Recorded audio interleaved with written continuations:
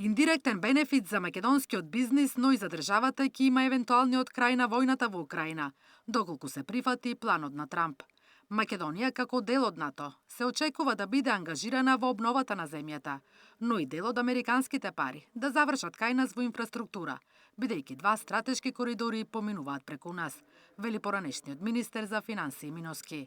Затоа, според него, треба да бидеме проактивни, да имаме стратегија и да ги искористиме можностите. Со оглед на тоа дека Македонија е дел на некој начин од источното крило на НАТО, во тој случај може да се очекува на посреден начин евентуално да се привлечат некакви работи кои што се поврзани со логистика на фирмите кои што ќе учествуваат во обновата на Украина, дел од нашите компании, пред се во сферата на IT технологиите, доколку можат да учествуваат како подизведувачи во активностите кои што ќе се превземаат. Понатаму тоа би значило зголемен интерес можеби на Соединетите Американски држави за инвестиции во делот на инфраструктурата. Со прекинот на војната се очекува Европската унија да го зголеми интересот за земјите од Западниот Балкан, што може да резултира со забрзана интеграција.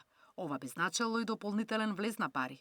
Во сите сфери, и во сферата на инфраструктурата, меѓутоа и во јакнењето на капацитетите на државата и државните институции, во привлекувањето на инвестициите, зголемување на инвестициите од Европската унија, со оглед на стратешкото значење што го има Западниот Балкан во целиот овој процес.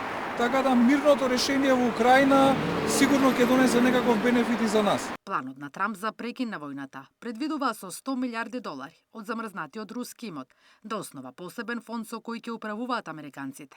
Дел од тие пари би се насочиле за обнова на Украина, а половина од профитот би добиле САД. Со 100 милиарди долари од продажба на запленетиот руски имот ќе придонесе и Европската унија, кои ќе бидат инвестирани во заеднички вложувања и проекти со САД, се со цел да се избегне повторно разгорување на војната. Наташа Мерсовска, Сител телевизија.